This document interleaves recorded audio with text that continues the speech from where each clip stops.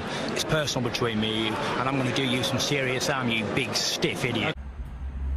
The untouchable True School Sports Empire proudly presents something the boxing games are missing. Hey, what's going on? It's your boy BT, and I came here to talk some boxing with the thousands of True School Sports subscribers. Now, I just had a chance to watch some of the clips from today's press conference for Gervonta Davis and Hector Luis Garcia, and man, oh man, there's so much to talk about, from Andre Nicholson talking his talk, making the world feel his pain, you know, to Gervonta Davis getting ready to square up Hector Luis Garcia on stage, to now this. And I think this was actually the highlight of the entire press conference.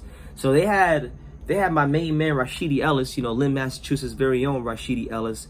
He was there sitting next to Jaron Ennis, and it's so great. I'm glad PBC did that. I don't know if that was intentional, but if they did that intentionally, sitting next to each other, good, because, you know, it created a great moment and something worth talking about. Now, we know both of them are on this card, and there's been talks about them fighting in the past. You know, I've had Rashidi Ellis here on True School Sports back in like June or July of last year, I believe, middle of last year, and he made it very clear when he first signed PBC, when he was supposed to fight Alberto Palmetta first, he made it very clear that he wants to fight Jaron Ennis, and there's a lot of guys saying there's a lot of guys that don't say that, and he said he does want to fight Jaron Ennis. So I know that it's a fight that he's verbally expressed he wants. Now,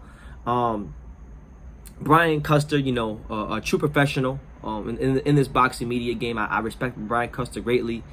He asked Jaron Ennis a great question. He pretty much stated that, you know, like, okay, there's a guy sitting next to you, or Rashidi Ellis, but, you know, is that a fight that could happen? You know, and they've started jawing at each other. You know, he asked Rashidi Ellis, actually, not Jaron, but he asked Rashidi Ellis, you know, is that a fight you would like to happen? Like to happen? And he said, of course, he's down for whatever. And then Jaron Ennis you kind of started to see the other side of Jaron Ennis, the North Philadelphia come out of him. You saw the confident side of him, that first of all, he doesn't really believe Rashidi Ellis wanted the fight, because Rashidi Ellis turned it down. You know, Rashidi Ellis didn't like the money. That's what he expressed to Boots. That's why it was turned down, but he made it very clear he still does want the fight. So my thing is this, you know, both these men have fights this weekend. You know, Jaron Ennis has to fight Karen, and I'm not going to say his last name, but the guy Karen, in an IBF eliminator. Rashidi Ellis, I think, has probably the toughest test on the entire card, like tougher than Tank has with Garcia, or Andre with Nicholson, or Boots with Karen. I think he has the toughest test to deal with in Roman Villa, you know, truth be told. So he's got to make sure he passed that test. If he passed that test, then I really don't think that there should be any wasting of time.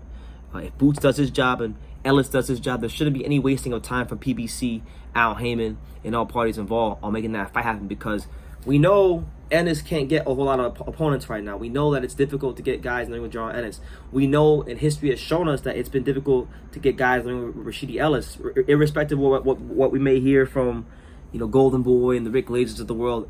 He's still a guy that not a lot of people are running and clamoring to fight. You don't hear nobody mention his name a lot, you know, and for good reason. You know, Rashidi Ellis is one of the better fighters out there, you know, and it's crazy how at one point in time, like, people are so quick to forget, like, Rashidi Ellis was once the Jaron Ennis, you know, 4 or 5 years ago. He was the guy that they were hyping up. You'd hear boxing fans say, oh, well, this guy doesn't want to fight Rashidi Ellis. Rashidi Ellis beats this guy. Rashidi Ellis beats that guy. Rashidi Ellis beats them all. That type of thing. And now the roles are kind of reversed. Rashidi's a little bit older now. He's not like old, but like he's a little bit older than Ennis, and he's been visible for longer in boxing than Jaron Ennis. And now it's to a point where Ennis is kind of like where Rashidi Ellis was back in, you know, 2017, 2016, all those years ago. So it's just crazy how time can make roles reverse. But I want to see this fight, because I feel like Rashidi Ellis has a point to prove. He still, I wouldn't say needs a signature fight, because he's already beat some good names in the division. Like, he already beat Alexis Rocha, who's a top 15 cap guy in the division, and he did that years ago. So, you know, we know Rashidi Ellis is a top talent in the welterweight division, but, you know, he needs a fight against somebody who is viewed and deemed to be creme de la creme. And Jaron Ennis, you know, he's been fighting these guys like what's his name, Sergey Lipinets, who he's significantly bigger than. He's been fighting these guys like Thomas Delorme, who's a bit faded. I think Ellis would be, he looked at to be his toughest test to date, and it would be the first fighter in his career genuinely where you could say, at least for the first 3-4 rounds minimum, Rashidi Ellis is going to be in there. He'll be the first guy where Ennis has to actually be a bit cognizant and not worry, but I'm saying be aware of his opponent's speed, because let's be real, Delorme, this guy Karen, Lipinets, these guys don't have the kind of speed that will really trouble Jaron Ennis. Rashidi Ellis has that kind of speed to where you have to at least account for it and game plan for it the first couple of rounds, and that in itself, that in itself makes the fight interesting enough for me to see. So listen, I am crossing my fingers, praying to the good man upstairs that Jaron Ennis do what he needs to do, handle his business against Karen. Rashidi Ellis get past what I deem to be a tough test, because, man, Rashidi Ellis, he's quietly, people like to shit on him. And I know maybe the guys on his resume don't have the biggest names, but in my humble opinion, if he beats Roman Villa, the way I'm looking at Rashidi Ellis, he's quietly putting together, one of the better resumes in the welterweight division. I mean, years ago, I remember back in 2016 when Golden Boy brought him in to fight Eddie Gomez, who was a top guy in their stable, for the IBF, the NABA title, I believe. He fought Eddie Gomez and he had a sensational viral knockout, got him up out of there. Then, he beat him again. Golden Boy matched him again later on when Eddie Gomez had built his record up and he won the WBA Continental Americas, beat him again.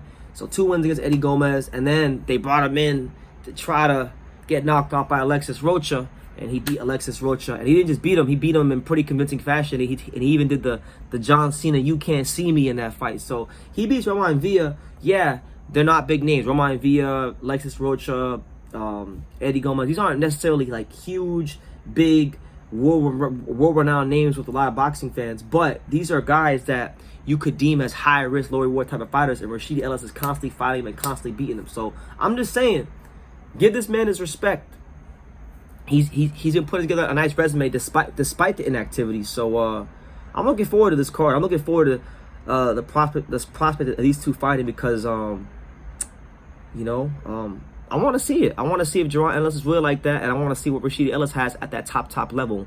And it's time to start figuring out who's who, because everyone can't be undefeated and everyone can't be next up. Somebody's got to be telling the truth and somebody's got to be lying. And I want to find out who's telling the truth, and I want to figure out who's lying. So, yeah, make of that what you will. But Jaron Ennis, Rashidi Ellis going back and forth at the press conference. Is this a fight that you guys want to see next? And how do you think Rashidi Ellis would do against Jaron Ennis? And is there anybody out there that thinks Rashidi Ellis beats Jaron Ennis? Let me know in the comments down below. Make sure you guys take the time to subscribe, because that definitely helps the channel. And like I say in every single one of these videos, you can love me or you can hate me, but I'm just a kid from Daniel. So until next time, take care, guys. Thank you for watching another video on the untouchable True School Sports Empire. For more great boxing content just like this video, click right here and make sure you subscribe. Much love from sunny South Florida.